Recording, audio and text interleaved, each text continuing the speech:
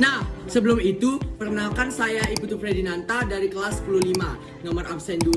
Materi yang saya bahas hari ini yaitu adalah sumber sejarah dalam mata pelajaran sejarah. Apa sih itu sumber sejarah? Baik, sumber sejarah adalah segala sesuatu yang bisa memberikan keterangan ataupun informasi tentang kejadian yang ada di masa lalu.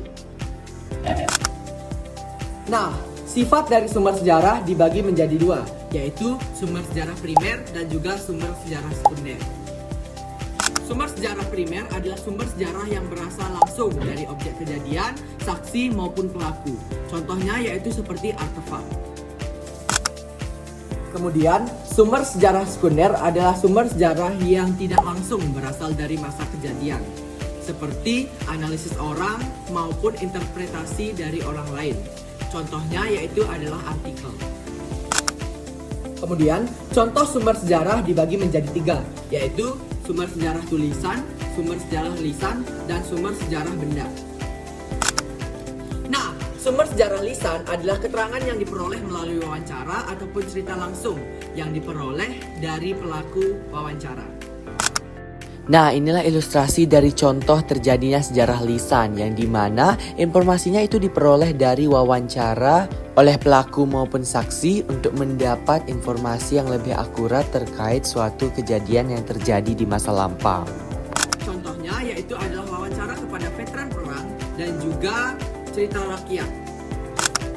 Sumber sejarah Tulisan adalah sumber sejarah yang didokumentasikan melalui bentuk teks. Contohnya yaitu seperti dokumen maupun catatan. Nah, inilah ilustrasi dari bagaimana cara kita untuk mendapat informasi melalui tulisan yang terjadi di masa lalu.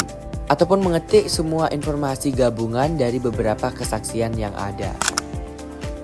Nah, sumber sejarah benda adalah objek fisik yang berasal dari masa lampau dan bisa memberikan petunjuk tentang kejadian yang pernah terjadi di masa lampau.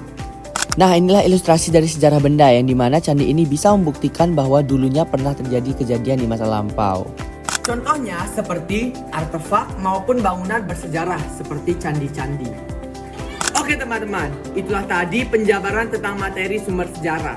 Nah, menurut kalian, apakah semua peristiwa bisa dikatakan dengan sejarah? Jawabannya adalah tidak, teman-teman. Tidak semua peristiwa bisa dikatakan dengan sejarah. Nah, peristiwa yang bisa dikatakan dengan sejarah yaitu memiliki data yang akurat dan berdasarkan fakta, bisa dipelajari dan juga berdampak kepada kehidupan manusia. Nah teman-teman, dari pernyataan tadi sangat banyak sekali manfaat yang kita dapat dengan mempelajari sejarah, mulai dari mengetahui peristiwa di masa lampau dan dapat menjadikan pelajaran untuk kedepannya, dan juga bisa memperluas wawasan yang kita punya. Oke teman-teman, segitu saja. Mohon maaf jika ada salah kata. Saya tutup dengan dadah.